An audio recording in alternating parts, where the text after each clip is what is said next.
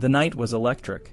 The neon lights of Las Vegas pulsed like a heartbeat, casting a kaleidoscope of colors across the desert sky. The year was 1969, and the city was a melting pot of glamour, vice, and endless possibilities. But nothing could have prepared the crowd for what was about to happen on the stage of the International Hotel. Elvis Presley, the king of rock and roll, was making his comeback. It had been years since he last performed in Las Vegas, and the city was buzzing with anticipation. The hotel was packed, the air thick with the scent of excitement and the hum of conversation. People from all walks of life, rich and poor, young and old, were there to witness history. When the lights dimmed, a hush fell over the audience. The only sound was the rustling of programs and the occasional whisper. Then the music started. A familiar beat, a sound that had once defined a generation. The crowd held its breath, waiting for the moment they had all been dreaming of. Elvis walked onto the stage, his presence commanding and electrifying. He was dressed in a glittering white jumpsuit, a symbol of his rebirth. The crowd erupted in cheers, their voices blending into a roar that shook the walls. Elvis smiled, his eyes gleaming with a mix of determination and nostalgia. He picked up his guitar and began to play, his voice powerful and raw. "Hello, Las Vegas," he said, his voice cutting through the noise. "I've missed you." The audience went wild. They knew they were witnessing something special, something that would be remembered for generations. Elvis played with a passion that was both intense and intimate. He moved with the grace of a seasoned performer, his every gesture and note a testament to his talent and his love for the stage. But it wasn't just the music that made the night unforgettable. It was the energy, the connection between Elvis and the crowd. People felt it, a shared moment of pure joy and nostalgia. Elvis was back, and he was better than ever.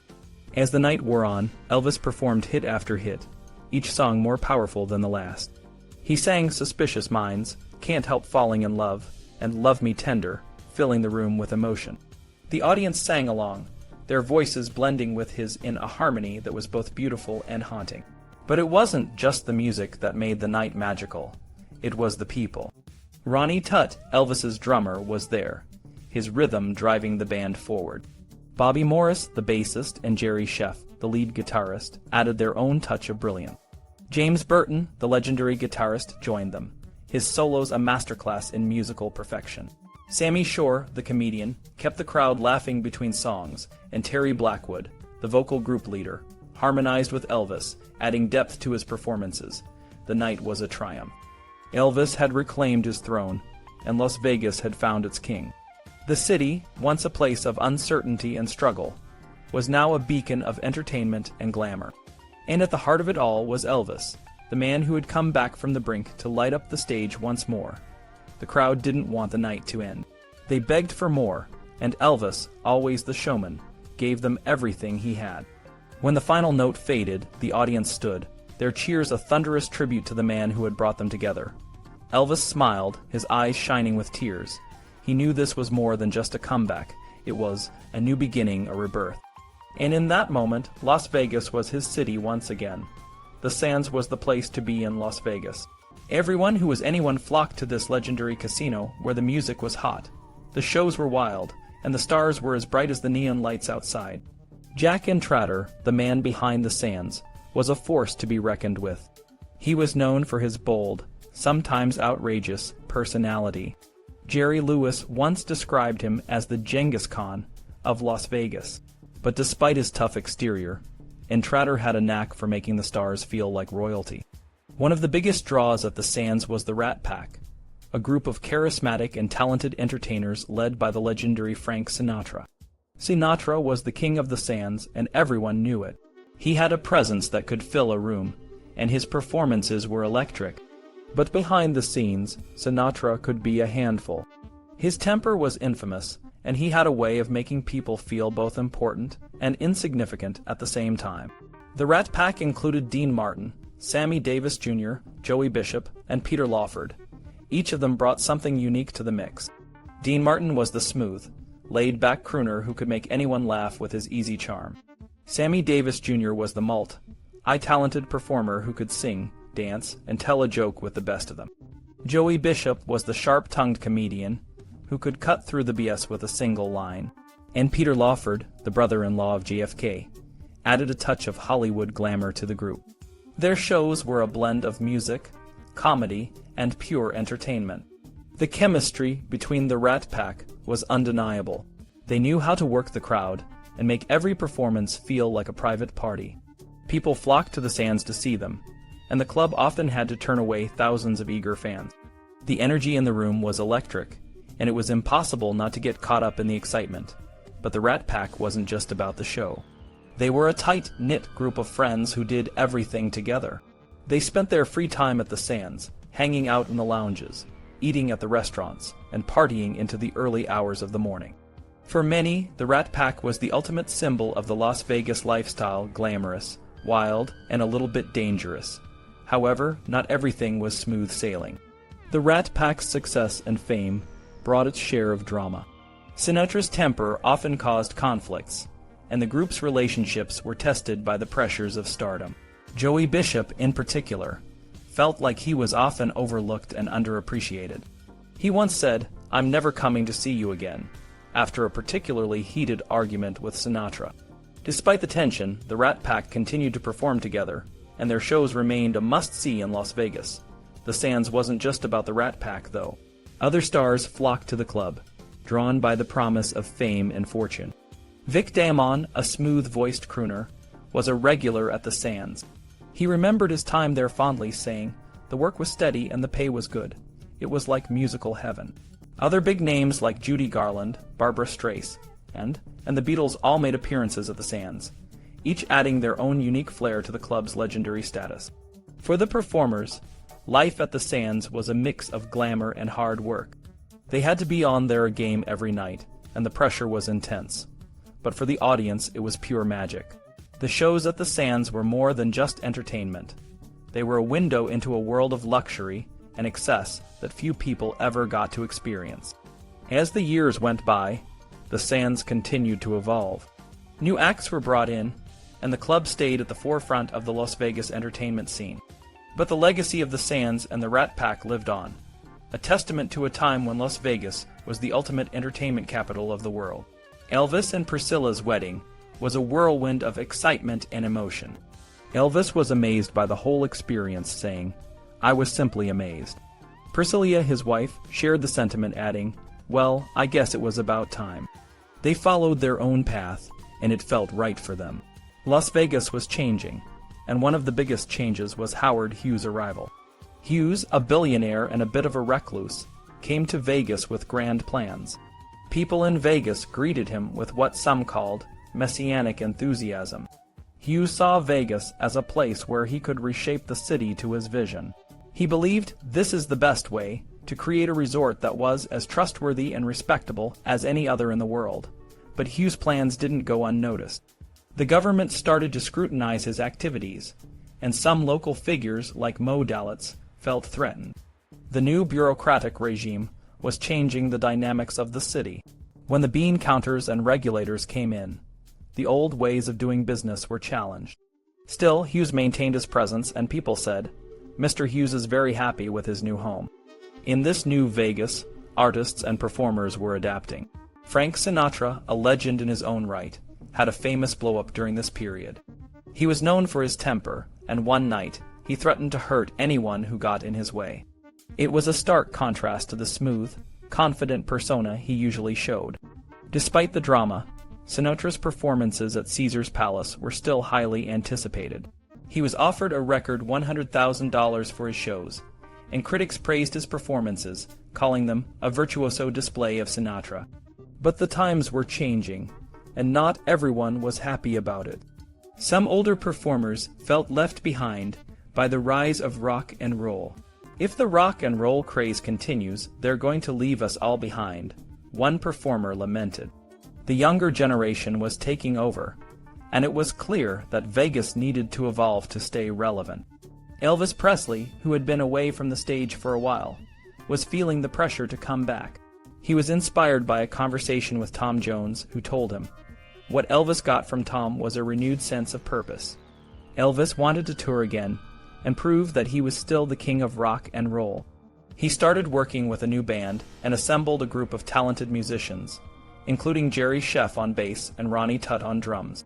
They had a special connection, and Elvis felt like he was finally back where he belonged. The anticipation for Elvis' return to the stage was electric. When he walked onto the stage at the International Hotel, the crowd erupted. Elvis was nervous but determined. He wanted to show everyone that he was still the same performer who had captured hearts around the world. His first few shows were a mix of excitement and pressure, but as the nights went on, he found his rhythm. Critics praised his performances, calling them a scintillating display of his gifts. Elvis' comeback was more than just a series of shows. It was a rebirth. He was back, and he was better than ever. His energy, his charisma, and his music brought a new life to Vegas. Even his band members noticed the change. For the first time, Elvis looked like he was having fun, one musician said. It was a new era for Elvis, and for Las Vegas, it was a sign that the city was ready for a fresh wave of talent and innovation. Elvis Presley's return to Las Vegas in 1969 was nothing short of a comeback. The city, known for its glittering lights and non-stop entertainment, was the perfect stage for Elvis to reclaim his status as the king of rock and roll. His performances at the International Hotel, now known as the Las Vegas Hilton, were a turning point in his career and in the history of Las Vegas itself. Dalton, a music historian, noted that Elvis's return to live performances after a long hiatus in Hollywood was a significant moment. Elvis Lights Up Las Vegas was not just a catchy phrase. It described the electrifying energy that Elvis brought to the stage. Before he went back to Vegas, many wondered if he could still captivate audiences. But Schilling, who interviewed Elvis, said, "Elvis didn't go in saying he was going to change the world. He just wanted to do his best and entertain." Brown, another interviewee, shared, "I think Elvis made it okay to be a rock star in Las Vegas. He showed that you could be both a serious artist and a showman." Jerry Scheff, who played bass in Elvis's band, recalled, "I always hated the place. It was so different from the music I loved, but Elvis made it work." Burton, who performed with Elvis, added, "It was a great place. The crowd was always on their feet, and Elvis was in his element." Intrater Sidney, a prominent figure in Las Vegas, had a different perspective. Elvis was uncultured, but he had a raw talent that no one could deny. Sardelli, a band member, remembered, "Elvis looked at me and said, 'This is it. We're going to make history.'" Trini Lopez, a fellow performer, felt a bit insulted initially. "I thought, who does this guy think he is, coming in here and taking over? But once he hit the stage, I understood why he was the king." Sharp, who wrote about Elvis's Vegas run, noted, "Okay, I don't know who he is, but the crowd sure did." Schilling elaborated, "Elvis didn't go in saying, 'I'm going to change the world.' He just wanted to do his best and entertain." This approach resonated with the audience, as Glenn D. Harden, Elvis's pianist, recalled in an interview. Elvis said he wanted to try doing something different. He wanted to connect with the crowd in a way he hadn't before. The first show was packed with 1,780 people, and Robert Hilburn of the Los Angeles Times wrote, "It was a flawless demonstration of Elvis's talent and charisma." The hotel management was pleased, and Morris, who worked there, said, "The hotel let him go, but they knew he was a star." Joe Esposito, a close friend, recalled, "Joe was the first one to introduce Elvis to the stage. It was a moment I'll never forget." Leone, another band member, added, "Elvis was always the original, from his style to his music." The city of Las Vegas itself was changing, and Elvis's influence was felt beyond the stage. Weatherford, in his book Cult Vegas, wrote, "The original Rinaldis from Italy brought a new flavor to the city, and Elvis was part of that transformation." But when news of the planned telecast of Elvis's Vegas shows leaked, Guralnick noted, "It created a buzz that no one could ignore." Davis, who performed with Elvis, said, "Nobody could close a song like Elvis. He had a way of making every performance feel like the last." The Elvis Presley, the original's website, features a quote from an interview. "You don't have to ask why he was the king. You just had to see him perform." Elvis's shows in Vegas in August 1969 were particularly memorable. Nash, in his biography of Elvis, wrote, "As performances go, Elvis Presley's were some of the most electrifying of his career." McKay, in his book Played Out, added, "Elvis captured Vegas in a way that no one else had. Behind the scenes, the band and the crew had their share of fun. Marty Allen, a comedian who worked with Elvis, shared, "We would trade practical jokes and have the time of our lives. It was a different kind of show business." Vicky Carr, a fellow performer, remembered, "I came to see his show and I was blown away. He was a true legend. However, not every moment was perfect." Guralnick noted, "Elvis was one of the most ill-prepared artists, but it was like watching a different person when he was on stage." Barbara Strace, and who visited Elvis backstage, shared her impressions. "After sitting through Elvis Presley's show, I realized why he was a star. He had that something special. Elvis's performances in Las Vegas were legendary, and he did 636 shows over the years." Judith Miller, the daughter of Bill Miller, a key figure in Elvis's career, said, "It was the end of Vegas as we knew it. Elvis changed everything." His former wife, Priscilla, always had suspicions about the influence of Vegas on Elvis, but she recognized his talent. Kurt Anderson, in his Time magazine article, Las Vegas, USA, described the city as an uncool polyester dump that had a blight to spirit and soul. However, the city was evolving, and Neil Carlin, in the New York Times, noted, "Gradually between 1968 and 1975, Las Vegas became a different kind of entertainment capital. Elvis's impact was not just on the city, but on the entertainment industry itself." Josh Tyringale, in a Time magazine article, wrote, "If it wasn't for him, Las Vegas might not have become the mecca of entertainment it is today." Celine Dion, in a documentary about Elvis, said, "He was more than just a great talent, he was a legend." Elvis's legacy in Las Vegas is still celebrated today. The Las Vegas Sun wrote why he was in perfect form. His shows were a testament to his talent. The first formal tribute to Elvis was featured in Variety, and his star continues to shine in the city. The Graceland Wedding Chapel, a popular spot for weddings, is a nod to Elvis's influence on the city's culture.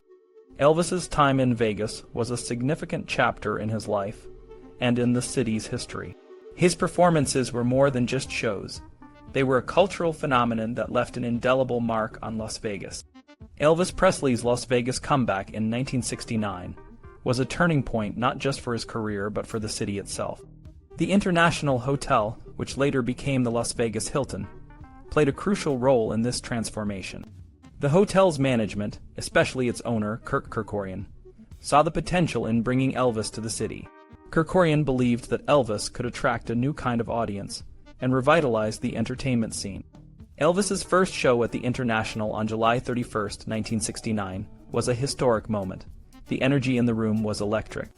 Elvis, dressed in his iconic white suit, took the stage and performed songs like Blue Suede Shoes, Heartbreak Hotel, and Suspicious Minds. The audience was in awe. Elvis's performance was raw, passionate, and reinvigorated his career. It was a comeback that no one would forget. The success of Elvis's debut led to a long-term contract with the International Hotel. This deal was groundbreaking. It set a new standard for entertainment in Las Vegas, where headliners could command high salaries and perform multiple shows a week.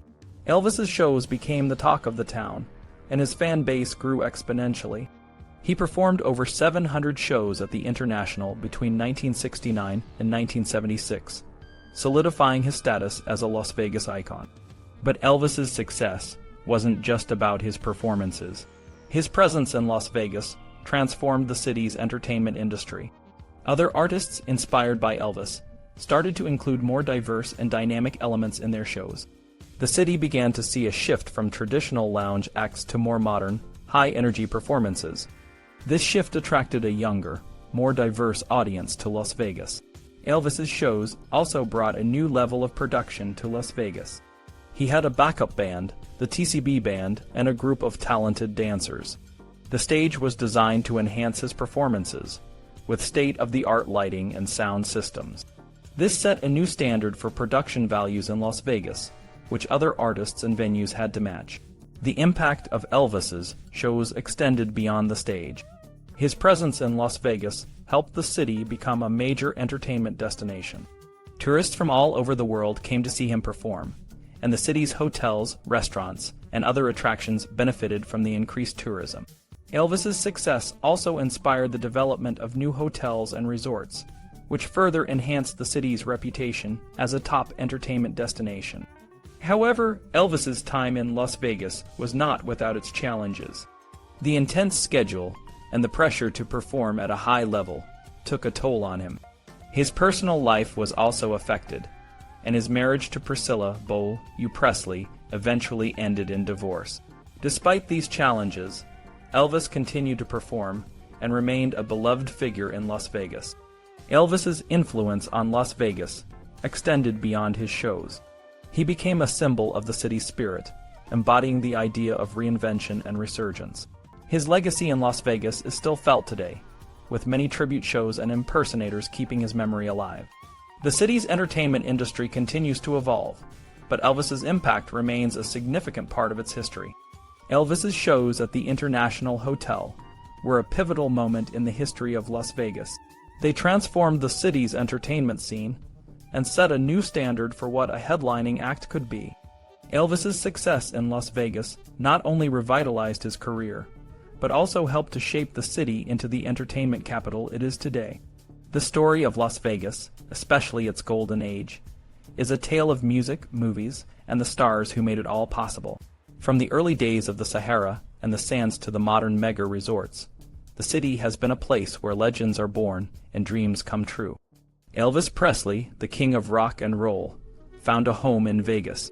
He first stormed the stage at the International Hotel in 1969, and his performances there were electric. Elvis brought a new energy to the city, and his iconic shows, backed by the TCB Band, became a must-see for anyone visiting. His hit Viva Las Vegas captured the spirit of the city, and his presence helped solidify Vegas as a top entertainment destination. Frank Sinatra, the smooth-voiced crooner, was another major figure in Vegas. His career had its ups and downs, but he always found a way to come back stronger. Sinatra's connection to the Sands Hotel was legendary, and his involvement with the Rat Pack Dean Martin, Sammy Davis Jr., Peter Lawford, and Joey Bishop added a layer of glamour and excitement to the city.